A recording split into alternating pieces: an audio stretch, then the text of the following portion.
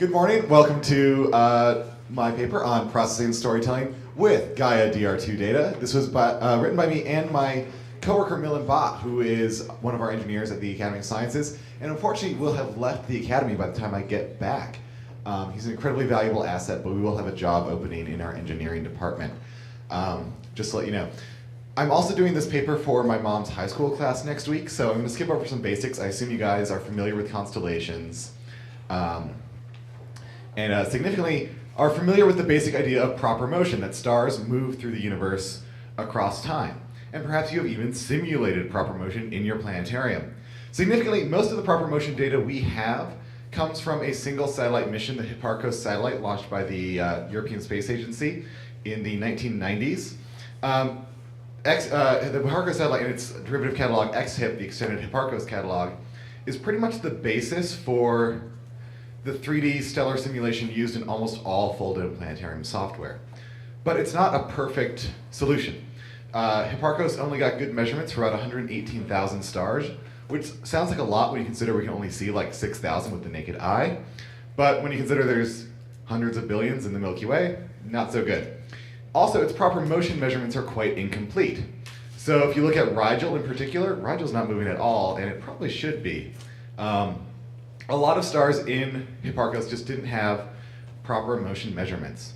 So, enter Gaia, another ESA mission launched 5 years ago, basically to be a successor to Hipparcos with the goal of measuring basically all the stellar photometry and proper motion and position for about 1.2 billion stars total. It's at L2, but I assume you guys know what L2 is. That's for the high schoolers. I also assume you know what parallax is. Hipparcos, like Gaia, like Hipparcos before it, is using parallax to make the measurements of stellar distances.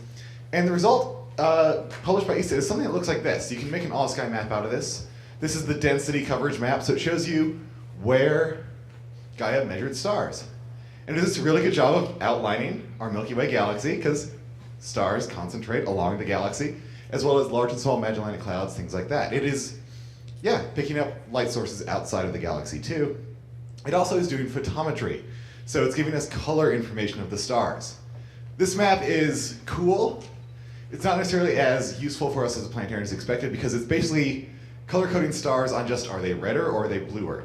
It's not precise, accurate color values, but it's still pretty cool. And also really cool is, of course, Gaia gives us really good detail on the dust of the Milky Way, because it is a visible telescope. It is not infrared, so it can't see through dust. So you get these really beautiful dust maps out of it too. But 2D all-sky maps aren't the most useful thing for us. I mean, they're useful for planetariums. But the coolest thing about this data is it's not just 2D data. It's 3D data, because Gaia is measuring the distances to stars. And of course, because it's measuring proper motion too, it's really 4D data. It's measuring positions in space and time. Ooh. So, if you make a Gaia data request, this is what it comes down looking like. Which hopefully, if you've ever worked with stellar data before, this is not unfamiliar. It's, you can of course get it as a CSV or a binary fits file, but yeah, you can actually read the photometry data for stars and process it. So you have to do a lot of filtering, of course, to make it useful, because there are a lot of measurements. Not all of them are necessarily useful in the planetarium. And it's also a huge data set. Even the early releases were millions of stars, and when the final, well, the data release too, not the final data set, when the current one is over 1 billion sources, it's a lot of work to do and a lot of data to churn. So originally we weren't going to do anything with it for a while. We sort of mapped out a workflow.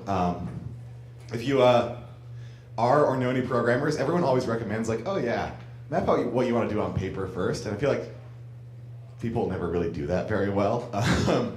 But this was such a big project, we did map out how we're going to handle this, and especially because Gaia is a lot of stars, but it's not complete.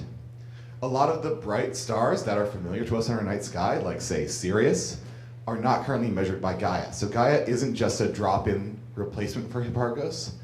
There's a lot of data merging and cleaning that has to be done to make it useful. So I started working with subsets of the data in Excel. I just want to say Excel is the wrong way to do this, but I like to start with it because I can make sure I'm doing the right thing each step of the way. I mentioned, we weren't going to do anything with it for a little while, but Dr. Jackie Faraday from the American Museum of Natural History contacted us and asked us if we were interested in working on some subsets of the data, and I try to never say no to her because she's really, really nice. And just a cool researcher. So she sent us some subsets. I started working with them in Excel to make sure I could do all the conversions right, because the biggest thing is the measurements from Gaia are in spherical coordinates, and we have to do the work to move them into Cartesian coordinates. And if you were in Mark's workshop yesterday, basically this job shouldn't be as hard as it is. We should all be able to just easily ingest things into our systems without doing that. That's not the world we live in yet. And of course, not just doing the Cartesian conversion, but also specifically converting proper motion from spherical proper motion measurements to Cartesian proper motion measurements, which you might notice is a matrix transformation. And part of the reason I'm giving this to my mom's high school class is I didn't do so great on matrices in high school. So I'm supposed to tell her math students that, like, even if you're not good at math now, you might still have to use it. With some help, I was able to break it out into linear equations that I was much better with. And then, we got successful tests out of these Excel subsets. But Excel can't handle a lot of data. If you've ever tried, it gets overloaded really easily. So this was basically our test case, and then working with my colleague Milan Bott, that's when we used AstroPy to do the rest of the work. Because all these things that are these super long formulas that you just saw are like one command in AstroPy. So I just wanted to make sure we could get the right result, and then that the two results would be consistent between each other. So with AstroPy, we could process a lot more data, but we still needed a really powerful machine. We did do a subset of Gaia. We threw out all stars that didn't have luminosity measurements, basically, because UniView relies on those to draw the stars. If we didn't have one, it wasn't any good, so that reduced it to about 58 million stars, although we found out we had a timeout. It actually should have been 72. It crashed our computers when we ran it at first. Specifically, a computer with 64 gigabytes of RAM, so we had to do some work to get it to load and unload into memory. But then we got stars. This is going to be a 100 parsec subsample. So that was Hipparcos fading out, Gaia fading on, slightly brightened. And yeah, in the 100 parsec sample, we have about 500,000 stars, which is pretty cool. And in the 58 million star sample, you can see just how much of the Milky Way it covers. Like, this is totally changing our perspective on the 3D universe. And this is where we start to get into the storytelling. Like, just loading a 72 million star data set isn't giving you anything useful. You have to tell stories with it, especially because loading this up takes 12 gigabytes of RAM in UniView and probably most other software, so like there need to be more efficient handling systems come up with. And the biggest thing to do is like, you gotta figure out ways to subset it to make it useful. Another cool thing, you can't really see it in the projected image, but hopefully you'll see it in my paper images. Because it's 3D and has so many measurements. Yeah, oh, great. You actually get like this amazingly detailed view of the Milky Way without a photographic background. So that's real dust lanes of the Milky Way because of course it can't see through it. So it's like this opens up a new world of like we could make better background Milky Way simulations, even in 2D. Yeah, here's another 2 million years of stellar motion. You guys know that. It's much more complete than Hipparcos, of course. So the main thing we subset Gaia to use at Cal Academy, based on Farady's research, are moving groups. So some familiar constellations, and of course, as planetarians, I assume you know that the Hyades and Pleiades are actually two moving groups. They're stars that move together because they're still relatively recently close to the cluster they were born in, and so they move across space together. And one of the great things you can do with data like Gaia is you can just churn through data and find moving associations of stars. There are both large groups like the Pleiades and Hyades that are still relatively young clusters, but also pairs or triplets of stars. And as Faraday would say, and as the paper shows, a lot of these are, when you see two stars move together like a binary or triplet, they're probably still the remnants of a cluster, but as clusters pass by each other over millions, billions of years, they eject stars, they get broken apart, and only little cores are left. So you can learn a lot about stars by studying clusters. Is this gonna work? Come on, video. Here it is in 3D, a little bit slower.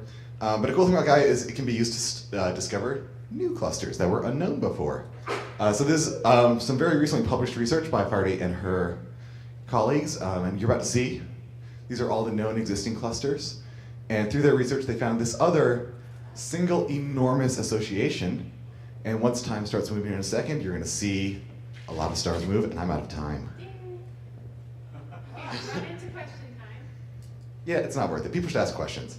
I'll just throw up another video. The other thing that's cool is like you can see stellar flybys in the past and future.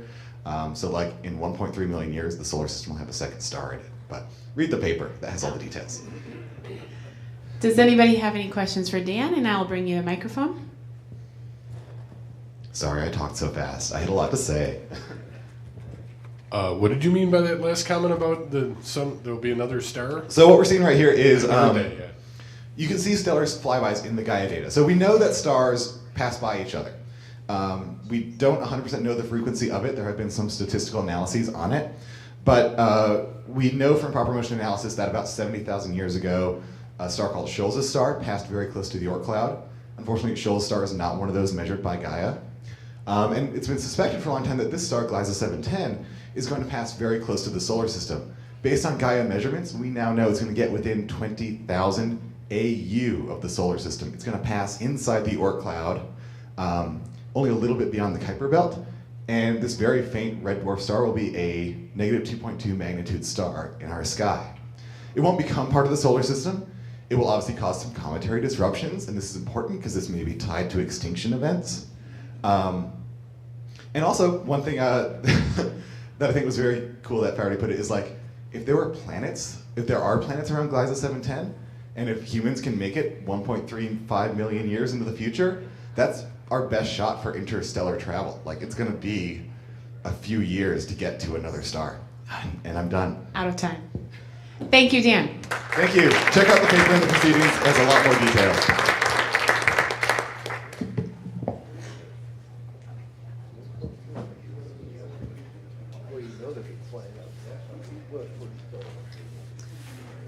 Next up, we have Chris Jansen talking about his Starship Bridge simulator, the next generation. So again, we'll give a warning at 2 minutes, a gentle warning, and then you have 10 minutes to speak. After that, we have 2 minutes for questions. Please wait for the microphone before you ask your question.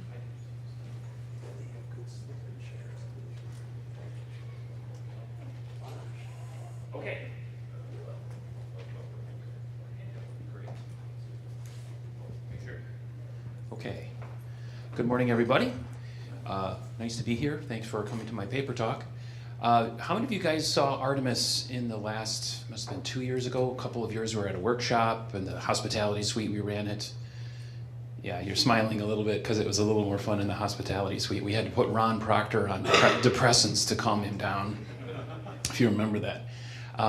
So the next question I have for you guys is, how many of you guys are sci-fi fans and you've always wanted to be on the bridge like Captain Kirk? I mean, yeah, come on. It's like we've been doing this since we were kids. I set up a bridge in my basement when I was in middle school and all my friends came over, and it's been something of, I would rather almost do this than my real job. So it's hard for me to put this down when I'm here. So I'm here to talk about the next generation of Artemis and what has happened to Artemis. And we used Artemis for almost 3 years. We had to put it down, not like a dog, but we put it down. It's still running. It's many happy viewers. So what is the next generation? First questions we want to ask is, let's not make the tail wag the dog here. There's a cool piece of software, but why should you use it? Why play in your dome? You are the space place in your community. You're recognized as the space experts. People come to the planetarium for space knowledge and fun. And this gaming fits exactly into what our intended purpose is. Interactive games allow people to interact and be cooperative with each other and interact. And so it just fills special niches, like special events and things like that. And also, as we know, educators know, when people are having fun, they're learning more. It sticks. Okay, so Artemis it's still available. It's very cheap, $40 for a bridge. That's what we used for many years. We had a huge following. Every Tuesday night we met. We ended up with a group of 50 people that met almost every single Tuesday. They would show up, and it became like a family. It was crazy. And then one of the teachers left the district, And then we upgraded to stairs from a flat floor, and our computers had to be anyway. So we kind of just put it down. We had some problems with it. I'll explain. What is Artemis? For those of you guys who didn't raise your hands earlier, it is a bridge simulator. You basically have some PCs or computers set up with a main screen, a captain, and you have to solve problems commanding a ship working together. So you have a helmsman. If the helmsman doesn't know what they're doing, you're not going anywhere. If the engineer doesn't know how to distribute power, you're not going anywhere. If the weapons officer fires your last nuke by accident, you're going to be defenseless. It has happened. So here's some screenshots of Artemis. I had a student who just came back from Gen Con this summer. He's so excited, like first day of school, he runs in my office. He's like, "Oh, I was at Gen Con this summer, and they had a whole wing of the hotel with huge lines that were playing bridge simulators." Like, calm down, Michael, calm down. And yeah, so people are doing this stuff all over. They're building custom bridges, and it's a huge deal for people all over the world. So we struggled. We wanted to rejuvenate the program. I had about 5 interested students at first, so we looked for software, and there was like 3 different titles we looked at. We downloaded and tried them all. We settled on MT Epsilon for a couple of reasons. Why aren't we still playing Artemis? Artemis is closed source. It's very old. Doesn't even use OpenGL. Uses, well, anyway, it's an old graphics engine. The new one uses OpenGL. The communication was very laggy with Artemis, but we hooked up to 57 computers together with MT Epsilon, and there wasn't a single bit of lag. The 3D format, you can just bring in OBJs with standard models. In Artemis, you had to use an old piece of software called DALED, which isn't even supported anymore. You used to use XMLs to write mission scripting, which you can't use variables, ifs, while loops, anything. So your missions were huge and abhorrently large with little power. MT Epsilon uses Lua, open source, full programming language. So you can make some incredible missions. Artemis was very space arcadey, like Space Monsters, and those of us who want to do science education, it was really hard to explain what a space dragon is, and they really don't exist, kids. And I just started to get a little weird. Also, it's open up to Linux and Android as well. There was also no touchscreen support. I mean, if you're on the bridge of the Enterprise, I'm sorry, you got to have a touchscreen, right? You don't have to. You could use a mouse, but you know. Also, Artemis has a single projector for main screen, but MT Epsilon is multi-coverage. Now, why is that important for us? Because you're in a dome. You want to utilize the real estate of your dome space. Well, do you see those 3 screens? Those are 3 average computer projectors and average computers, and you just assign the angle so you could have all the way around your head if you wanted to. You could have a 180-degree main screen pan in your dome, which utilizes the real estate of your space. Why don't I just play this at home? Because you don't have a dome with a 180-degree view, duh. You know, that's what you tell people. The other thing is it's open source and free. If it's open source and free, guess what you get to do? You get to have special events, and you get to charge, don't you? That's right. So Artemis, we always run into this problem of licensing, like, oh my God, you know, he probably isn't going to have a problem with this. We can ask permission, but if it's open source, go ahead, run a special event, run it in your museum. It's free. As long as you follow GNU rules, you're fine. So here's some main screens. Oh, it's hard to see. I guess it's better up here. Someone ridiculously took Artemis and they put it into this game and they posted screenshots and said, "Is it just me or does Artemis look better not in Artemis?" It was so. Anyway, so the main screen is built. These buttons you can kind of customize a little bit, but just to give you a flavor, there's nebulae, comms. There's waypoints now and probes and really cool things for Artemis players. That there's sensor shadows. We call it fog of war. Sensor shadows. You have to send probes inside nebulae and things like that. You have to do things in science, and you can set the difficulty. Really complex ships, you have to adjust wave patterns so they match before you can get data. You can also hack other people's ships, so you can order them to lower their shields. So here's tactical. Engineering, we can customize those ships and where the systems go inside of the ship. Self-destruct requires at least 3 bridge officers now they have to weigh in. It's kind of cool. Like as soon as one person activates it, another screen pops up. Do you approve? Enter your code. I worked with a programming teacher at my school, a really neat guy, and he said, hey, I have an advanced programming class right before the holidays. We've got 5 days to kind of just spend on whatever we want. What do you want to do? And I said, well, we could do some Lua scripting, if while loops, and he goes, my God, let's do it. So he took his 2 classes, and we loaded up empty epsilon across here, and we had the kids just start coding. And in a matter of 5 days, they were making their own code. And this was I was recruiting at this time totally. So we had 5 interested kids, and at the end of this, we ended up have 12 students working in the planetarium. This was the 5 that kind of kicked it off, knocking on my door. We're Trek fans, we want to play. Okay, so how does this work? You can't have 50 kids coming every Tuesday or 50 people from the public. This has to pay for itself. It has to be something that's educationally valuable. It has to be financially valuable. So we thought we would use it as a escape room. How many of you guys are familiar with an escape room? Okay, yeah, it's like $30 to $50 you pay for this escape room for an hour, and you get with 6 or 8 friends or 10 friends, and you go to this thing, and everybody pays $30 each, and you have a blast. Why can't we do that with this? Why can't we have a Starship escape room where you get 6 or 8 friends together, and hey, I got a surprise for my family. I won't tell you till we get there. Oh, Thanksgiving, we're all going to head over, and surprise, we're going to command a Starship. Whoa, that's so cool. And can you complete the mission or not? You have to work together. Well, you as a planetarium have just fetched $200 to $300 for 2 hours in your dome. Helps pay for the hardware. When we buy a program, we spend upfront cash, thousands of dollars, in anticipation of reclaiming that cost. This is no different now. You put money into hardware, you then run your escape rooms, you then acquire those funds back. So that's kind of what we're thinking we'd like to do for the niche. So our intention is we'd like to create a single polished mission using NASA exoplanetary data, so when you're flying around the real universe, looking at real exoplanets with correct colors of stars and planetary orbits and things, in an escape room style feel, filling our educational and gaming niche that everyone can play. What do we need from you? Are you a sci-fi person? I already know you raise your hands. Too late now. If you have a meager PC or a couple PCs laying around, you don't need fancy gaming hardware. It's free. Just download and play and have fun. Give it to someone in your office and say, hey, you guys, you got to check this out. If it's a party and you've got some beers around, and just load it up on some PCs and have some fun. Better yet, do you know someone who likes to code? Send them chocolate and show them the game, because there are some things we want to change inside the game, but the source code is C++, and we're a little stuck. Is it okay if I go just 20 seconds in? So this is the last slide.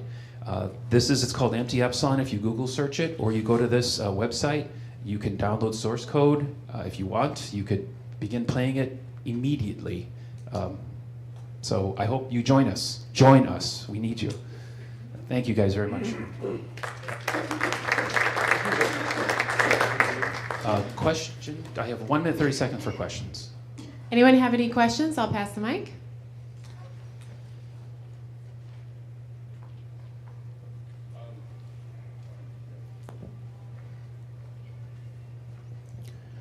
Are there any disadvantages of empty epsilon as compared to Artemis? That's a good question. The disadvantages right now is the community is pretty small, and the scripting in XML is easier than Lua. So if you wanted to make basic missions, it's also older, so if you go to Artemis, you'll find a wealth of mission scripts that people have written. So if you go buy Artemis and start playing Artemis, you'll have lots of stuff to play, but it's pretty basic. And Empty Epsilon just is really in the last year it's come together. So the mission script library is very low. And the creator, he's in the Netherlands, he's very responsive. I've worked with him already. He has already admitted he just doesn't care if it goes global. This is his passion. It's not a business for him. So he likes coding, and he writes it for his coding friends. And if you guys want to play and code it, have fun with it, he doesn't care if it becomes the next big thing. So he is not pushing people to write scripts like I would like to push people. So that's the major disadvantage. This might be too technical, but in our system we've got projectors in different areas, but there's a physical mass that reduces the projection area. When you set up a multi-screen display, can you like size it down so that it would be able to work through a mass system like that? Yeah, you pretty much, you aim the 3 projectors, you just adjust it, and you tell the computer, you're pointing at this angle, and you're pointed at that angle, and you can put them wherever up or down you want. And we are at time, so hopefully you can ask Chris questions. Yeah, please do. If you see him, and let's have our next speaker come up, which is Steve Crawford. So let's get set up.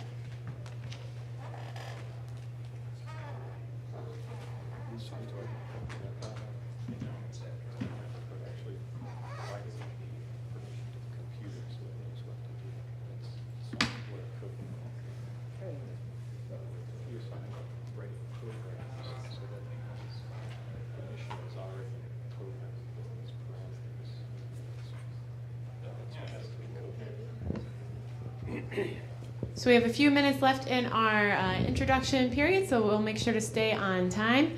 For people who are switching between sessions, just a reminder, we have 10 minutes to speak.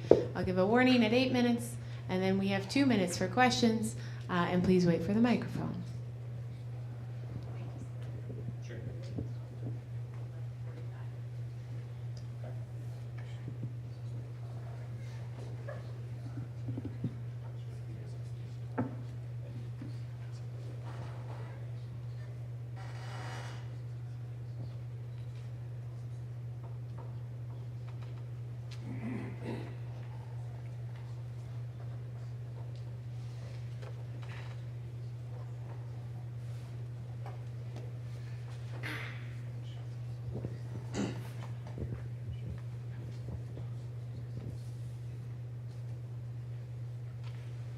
And we'll let Steve take it away. All right.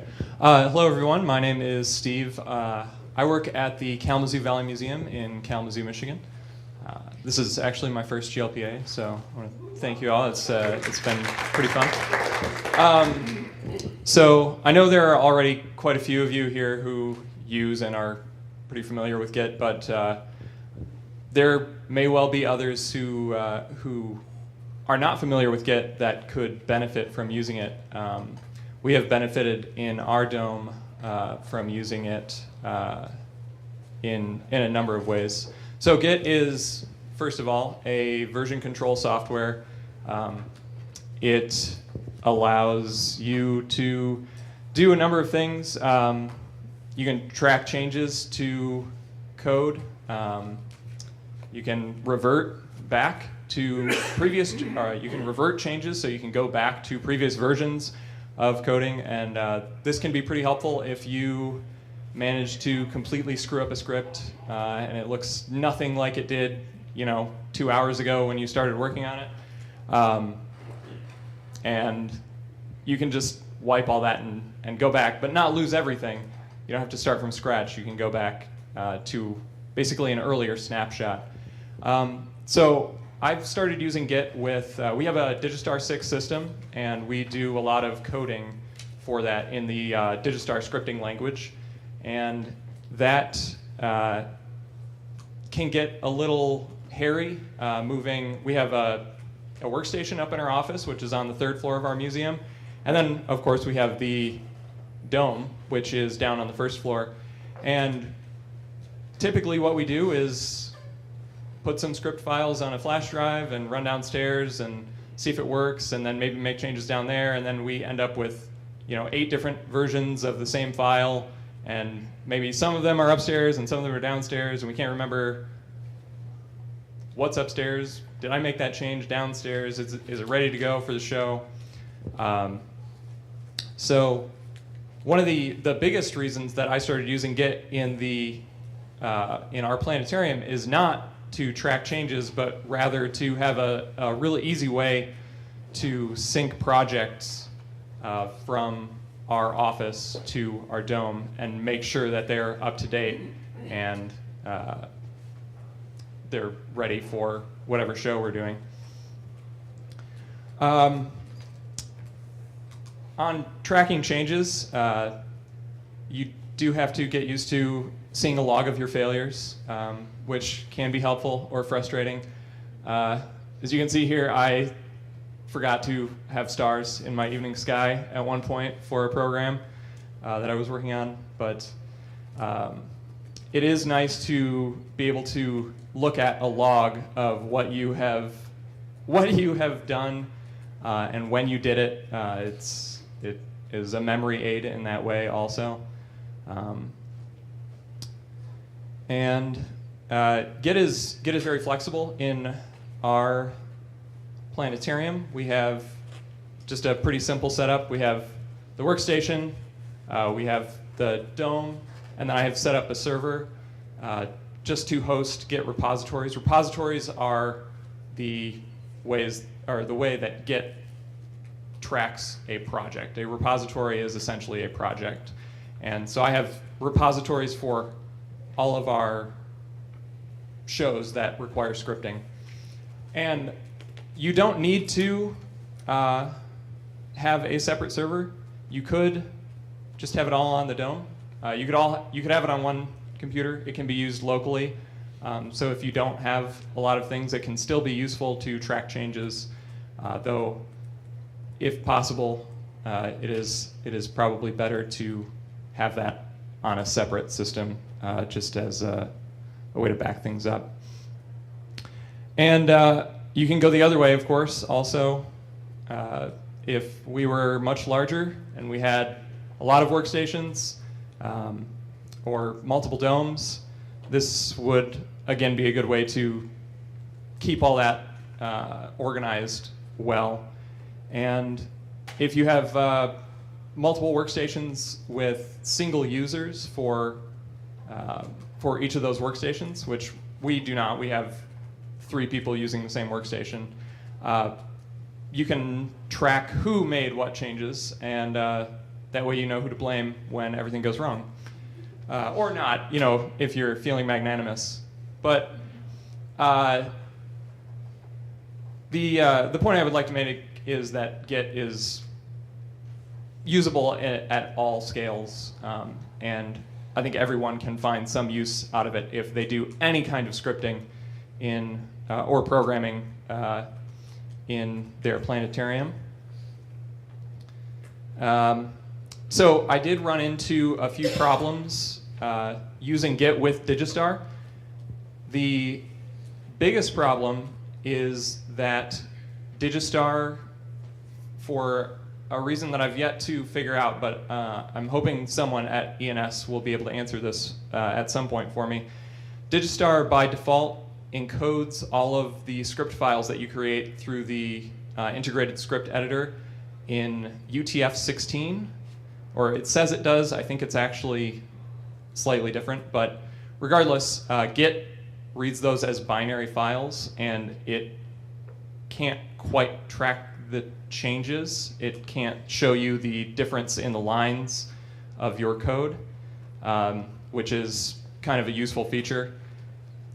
You can, however, change in the Digistar user preferences, you can change the encoding from UTF-16 to UTF-8, which is great, but then all of your scripts that you have created before then, we had hundreds and hundreds of script files that then just needed to be re-encoded, basically. So I had to set up a way to automatically re-encode those. And then it works fine. I don't know. Doesn't seem to be any difference between encoding in UTF-8 and UTF-16 in Digistar as far as the end experience. That I haven't seen any errors or anything like that. So the other problem, and it's not really a problem because Git has a great feature to solve this, is that as any of you with Digistar, excuse me, any of you with Digistar systems know, when you run a script, it generates a file, a .lis file, which I have no use for. I don't need to track those. I don't need to keep those in my Git repository. You can set Git to ignore files of any type. So I recommend ignoring .lis files. Keeps things going a lot faster and things like that. I think I'm good. If anyone has any questions, I think I've said more or less all I need to say. So. Yes?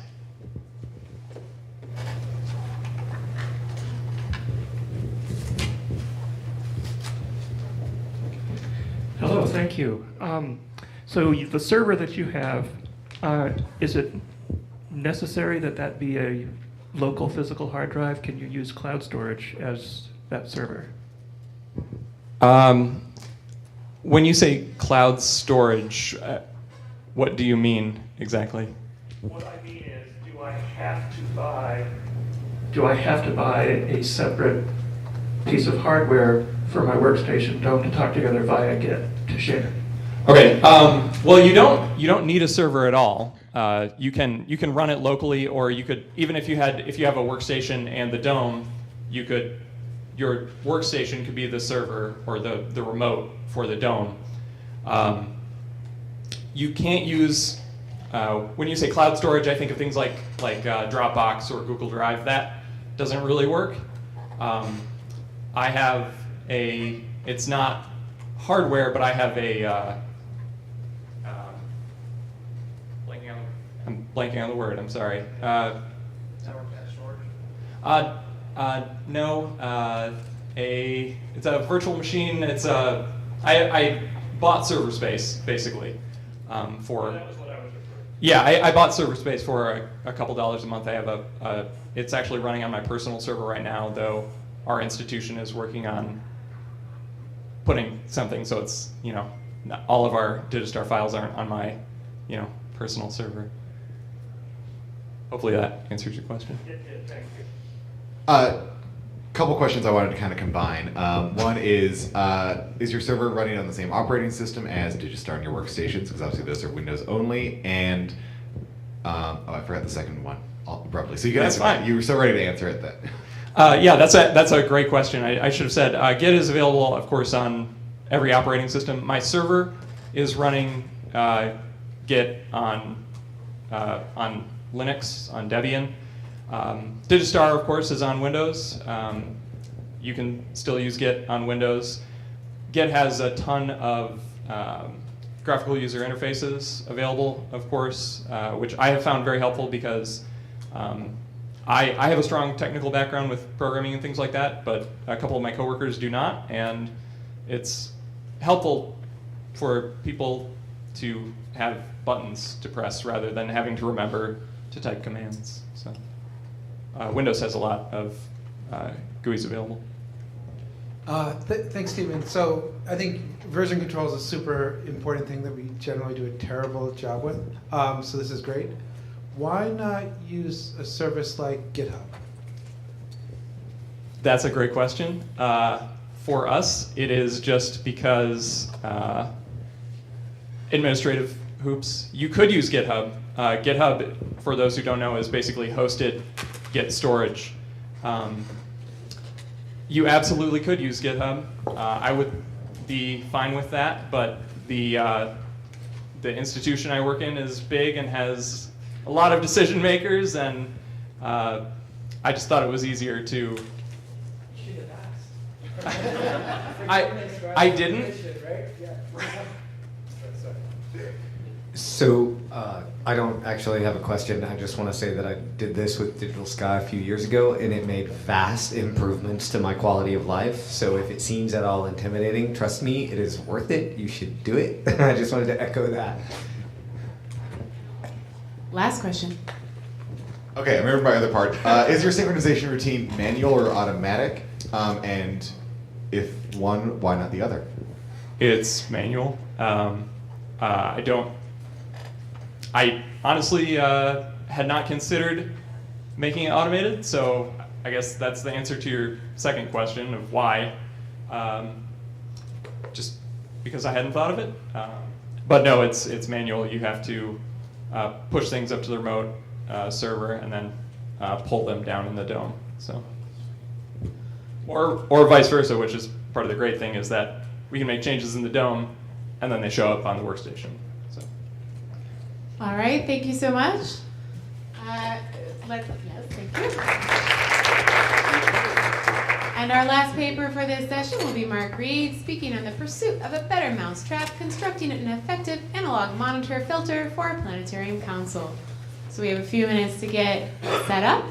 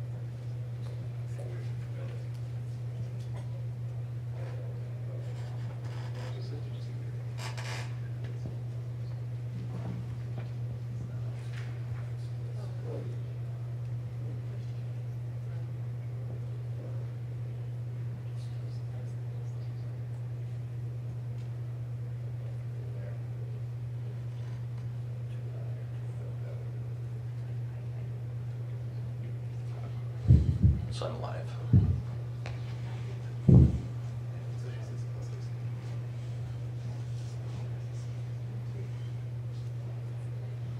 All right, let's welcome Mark Reed. Okay, well, thank you.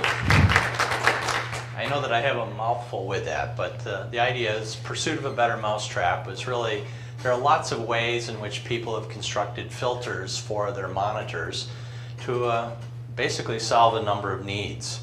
So I'm just going to kind of give you a little bit of historical roots of it. This was my first computer problem. It's an Apple IIgs. I used it in my classroom, and then it was taken over to the Hearst Planetarium where I ran that with our East Coast automation system. But in a darkened room, the monitor was still too bright. Those early computers that all of us used in our planetariums, they were used primarily to automate different types of equipment. There were different types of ways in which people controlled the amount of light spill from these monitors. You could turn them off because if everything was automated, it worked fairly well. You might have used red cellophane and tape to attach it to block out some of the light. Or you might have used some red plexiglass, and I brought one of my legacy pieces. Any way these things were used, they worked out pretty well for the jobs that needed to be done. Those automation systems, they were largely line text that could be used to control types of devices. We had SMPTE time code that would be used to control how those devices would work. But really got down to the end, you had line after line, just text. Some of the programs I remember writing were several hundred lines, up to 1,000 lines. And you could watch these while you were giving a planetarium program, but you really didn't need to that much. However, as things became more sophisticated, we had to be able to do more. But the real change had to do with full dome. And so I put up the term, it might be applicable for us here in our organization, BFD. It doesn't have a bad word in it, but it really means before full dome. There's those that have run slide projectors extensively, and then we've converted over to full dome, and there's probably some in here that haven't run the old automation systems with slides. So just with our talk, we have a diversity in our group here as well. Kind of a weird Venn diagram. When I was able to switch over to full dome, I had a window of time where I needed to run our classic slide projectors and with full dome. So I have the monitor in the middle that has the red screen in front of it, but you can also see the brightness from the monitors for full dome. In Jackson, I built a structure where it has, right at the very top here, it's very deep so I could shield a lot of the light spill. And since I was kind of behind the dome itself, it didn't spill too much up onto it. It was that distracting. So that was one way that I dealt with it. And so this was in 2014. That is showing without the lights on. You can still see there's quite a bit of light spill, and even with the middle monitor, the red filter is off of it. But full dome has so much information, and it's in color. And for me, color is important because it's one way how I search for information and how I organize it. In 2016, I had the opportunity to go to Kalamazoo, and within the first week that I was there, I was asked to do an upgrade. And we had a Digistar 4 projector. I had an opportunity to replace it, start to look at all the other types of equipment that we had there, and to write a proposal that would take us essentially 10 years into the future. And so at the end of that project, we had 3 monitors on our desk, and they would spill a lot of light. This is showing what those monitors look like without any type of red setting or filtration in front of it. Notice the amount of glow just on the desk. It's a black surface. This is a Chroma Cove computer monitor right here, and 2 Digistar 6 system monitors. They're actually made by Dell. There was a red toggle setting in the Digistar software, and that's showing that in place.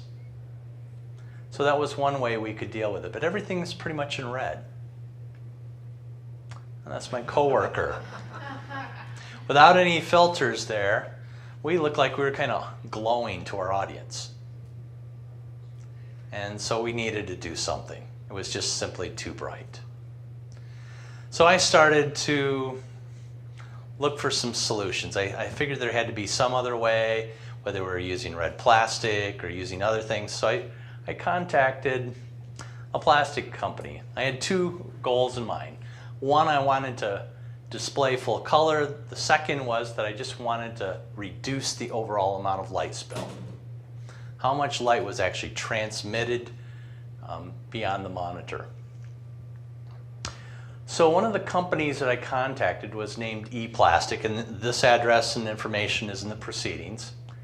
And through my conversation with them, they said, yeah, we make different shades of plastic, and if you would like to buy some samples for a small fee, I can send you some.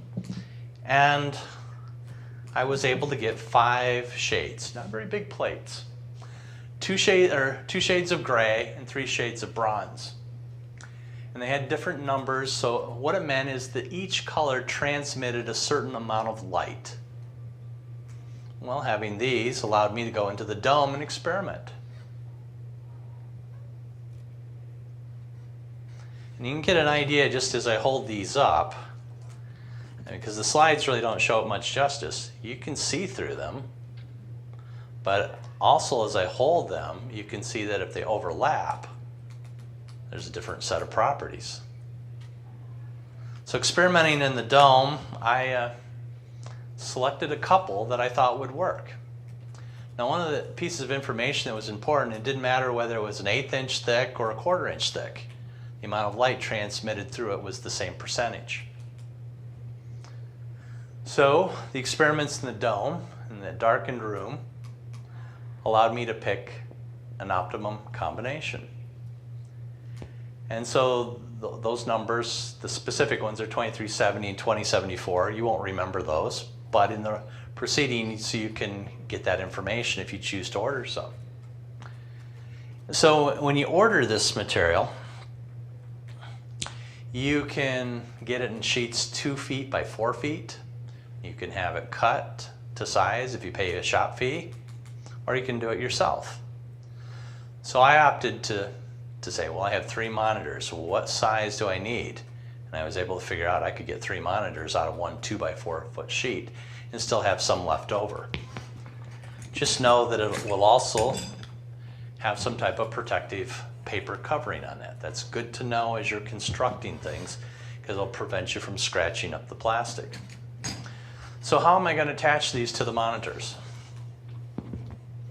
Well, I decided to use some aluminum stock. I had some flat stock and I got some U-channel. U-channel was at a 1/4 inch between, which made it very nice to be able to take and sandwich the pieces together to hold it. Now, to be able to fasten it to the monitor, what I really wanted to do was to be able to take and attach these two so that I had something that I could set over the back of the monitor and hold the plastic. You might want to, if you do this, you might want to get some clamps. Clamp it fairly often, but you can use some JB Weld to fasten it together. I've talked more about the construction within the paper itself. But here's kind of a cross section showing the plate and the U-channel. This is showing the top that rests on the back of the or on the top of the monitor and how it hangs over. Another quick view. And I'm actually installing it, and that's really hard to see, but here's what the finished product looks like. And you can see that it's very simple, and we can just hang it over the monitor like this. Now there's some things that you might want to do to be able to put a little Velcro on there so that it just doesn't slide off. The Velcro is more of a nuisance, but it really does a nice job. Whoops, I hit the wrong button. Okay, so this is, let me go back. This is showing our desk with the monitors on so they look attractive. That's 2 of the filters on with one that's not filtered. And that's all 3 on. And so we can see in color, look at the desk. Do you see the 2 very much light spill? Mark, we're at time. Do you want to go into questions? I can do that. Okay. We're very close. So the last thing I wanted to mention is that you can also toggle the red for those that want to see only red. So closing comments and questions. Come see the filters in action in Kalamazoo in 2020 when we host. If you would like to see what things look like, it's a little hard to see in this view here, but if you'd like to see that at the closing here, since I'm the last session, I'd be happy to share more with you. Thank you. Question? Do you leave them on pretty much all the time, or you take them on and off when you're programming or not? And since they are such a large object, do you find them obtrusive to remove and put back on frequently, or? They're very easy because all you're dealing with is just 2 pieces of Velcro. Just lift it off. We don't take them off very much, but sometimes when we're working trying to program, we want a little more light, may take them off. But they seem to be working very well for us. My colleague Steve here may have a comment. I was just going to say I'm pretty much the only person that takes them on and puts them back off. Much more often than the others, but for the most part, they don't really affect anything at all. So. Any other questions? Yes, buddy. Could you just switch back to the slide that had the numbers? I can write those down. Okay. Yeah. Like the numbers of the actual glass that you ordered. Mm-hmm. That's my whole question, Renee. Final selection right there. Yeah. Thanks. It's a shade of bronze, 2370 and 2074. And again, in the proceedings with the paper, I've documented that along with some tips about when you're drilling the material, what size materials to buy. Okay. Yes. Can you give the the cost of that sheet, and then also what kind of blade that you cut that plastic with? I ordered it pre-cut, so I didn't have to do that, but I didn't want to have to hassle with trying to find a table saw to do it with. Plus, I wouldn't have to worry about chipping it. The one thing I'd recommend is that when you drill through the plastic, you're drilling close to the edge. So you want to have a small bit to drill it with, have it be a sharp bit, and then drill the plastic holes a little bit oversized compared to the bolt holes, because you don't have enough to really thread the aluminum. You're going to have a bolt go through it. The other thing I did here too is I put a little Velcro over the nuts on it so that I'm not scratching the monitor. The other thing, by having some Velcro at the top, you rest it, and it's not going to slide or pull off to where it can damage your monitor. But it's just basically enough Velcro to be a nuisance to pull it off. But it comes off very quickly and easily. Cost, I don't recall specifically. I could get that for you if you want to write to me. I want to say that we had about $100 in the plastic that we bought. Maybe, but we were equipping 3 monitors. And there's sheets for each. I think the labor cost was $18 to get this material cut. And so if you're ordering plastic that's going to come in a 2 by 4 foot sheet, you're going to be paying more for postage than if it's in a smaller package. So there's a trade-off. Okay. Other questions? I'd encourage you to come on up and take a look if you're curious. I found it to be a very effective way. I know there's a lot of different solutions, from electronic solutions to seeing in red or toggling, but this has worked for us here. I've been very pleased with it. Thank you.